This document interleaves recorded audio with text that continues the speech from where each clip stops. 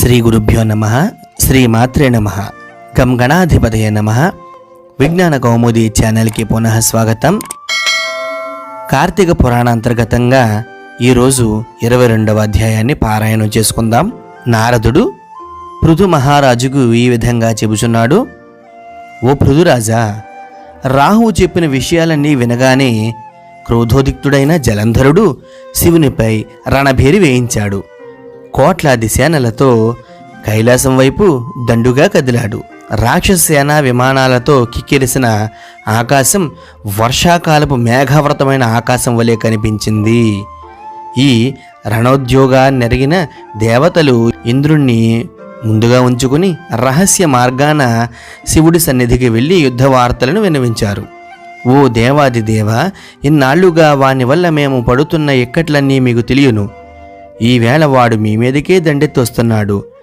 సర్వలోక కళ్యాణార్థం వానిని జయించు తండ్రి అని ప్రార్థించారు. విని వెంటనే విరూపాక్షుడు విష్ణువుని స్మరించాడు. విష్ణువు వచ్చాడు.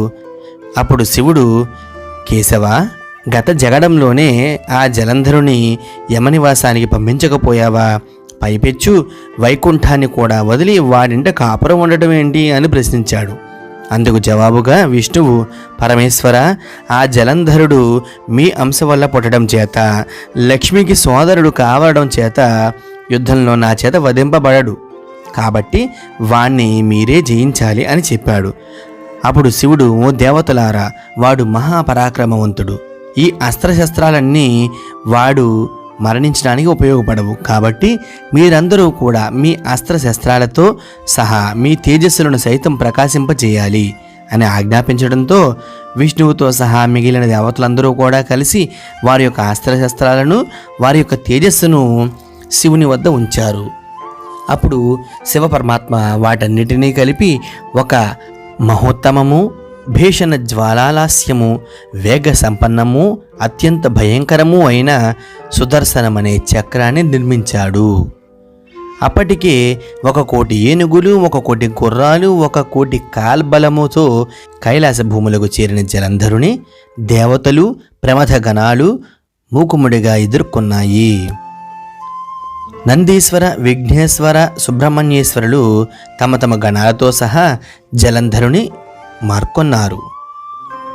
2 తెగల మధ్యన భయంకరమైన సమరం కొనసాగింది. ఇరు పక్షాల నుండి వచ్చే వీరరస ప్రేరకాలైన భేరీ మృదంగ శంఖాది ధ్వనులతోనూ, రథనేమి ధ్వనులతోనూ, గజఘీంకారాలతోనూ విపరీతమైన ధ్వనులతో ప్రకంపించింది ఆ ప్రాంతమంతా. పరస్పర ప్రయోజితాలైన సోల, పట్టిస, తోమర, బాణ, శక్తి, గద మొదలైన ఆయుధాలతో ఆకాశం పగలే చుక్కలు పొడిచినట్లుగా ఉన్నది. యుద్ధభూమిలో నేల కూలిన రథగజాలు, కలేబరాలతో రెక్కలు తెగిన పర్వతాలు గుట్టలు గుట్టలుగా పడి ఉన్నాయి. దేవతల చేతిలో మరణించిన రాక్షసులను శుక్రుడు తన యొక్క మృత సంజీవిని విద్యతో బ్రతికించేస్తున్నాడు. ఈ విషయం శివుని చెవున పడింది. తక్షణమే ఆయన ముఖం నుండి కృత్య అనే మహాశక్తి ఆవిర్భవించింది. అత్యంత భయంకరమైన శరీరంతో మహావృక్షాలను సైతం కూలగొడుతూ రణస్థలిని చేరింది ఆ కృత్య. రావడమే పేరు మూసిన రాక్షసులందరినో కూడా నోట్లో వేసుకుని మింగేసింది. ఆ ఊపుగా శుక్రుణ్ణి సమీపించి అతని తన యొక్క గర్భంలో చేర్చుకుని అంతర్ధానం అయిపోయింది.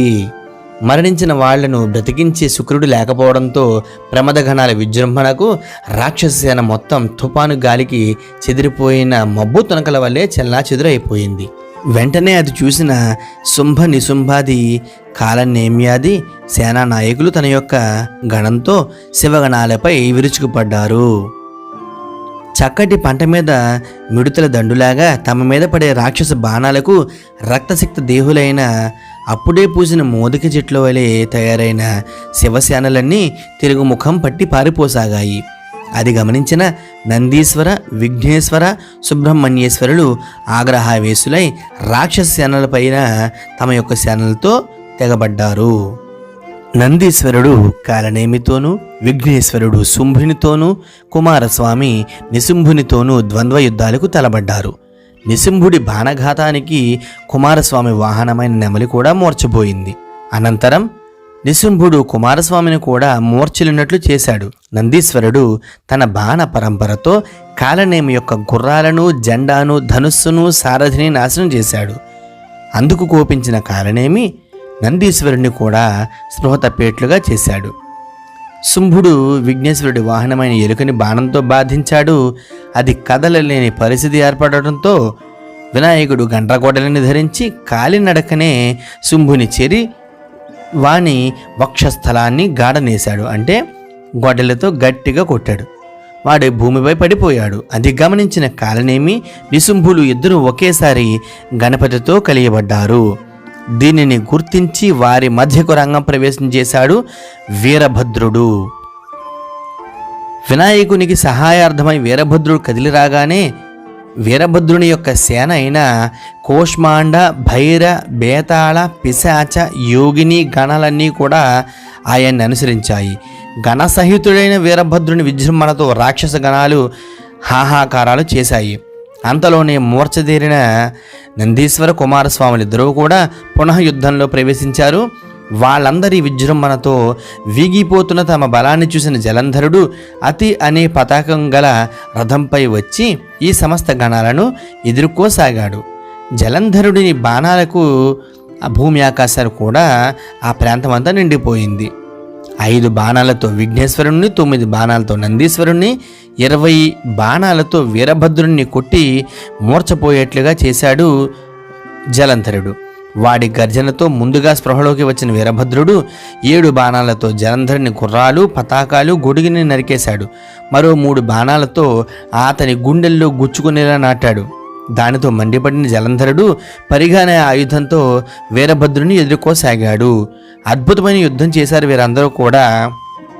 చివరికి దేవతలందరి ప్రార్థన మీద శివుడు జలంధరునితో యుద్ధానికి ఉపక్రమించాడు. పినాకము అనే ధనుస్సుని ధరించి అనేక మంది రాక్షసులను హతమార్చాడు మహాదేవుడు. ఈ విధంగా లెక్కలేనన్ని బాణాలతో జలంధరుని మీద ప్రయోగించి అతని రథాన్ని, గుర్రాలను, ధనుస్సును పిండి చేశాడు. జలంధరుని గుండెలపైకి బాణాలు వేశాడు. జలంధరుడు ఇక శివుని బలప్రయోగంతో జయించలేనని గ్రహించి రాక్షస మాయను ప్రయోగించబోనాడు. రాక్షస మాయతో మాయాశివుని వేషం ధరించి పార్వతి వద్దకు వెళ్ళాడు. శివుడు అనుకుని ప్రమదగణాలన్నీ అతనికి దారి ఇచ్చాయి. అతడు పార్వతి అందచందాలకు ముగ్ధుడే జగన్మాత అని కూడా చూడక ఆమెను సమీపించబోయాడు. కానీ మహాశక్తి పార్వతి అతడు తనను సమీపిస్తూనే అతడు మాయాశివుడని గ్రహించి అతని నుండి అంతర్ధానమై విష్ణువు వద్దకు వెళ్ళింది. విష్ణువుకి జరిగింది చెప్పి జలంధరుడు ఏమి చేయబోయాడో అదే అతని భార్య బృందకి కూడా ప్రతిచర్య చెయ్యి. ఆమె పాతివ్రత్య మహిమ కారణంగానే అతడు ఇలాంటి వేషాలు వేస్తున్నాడు.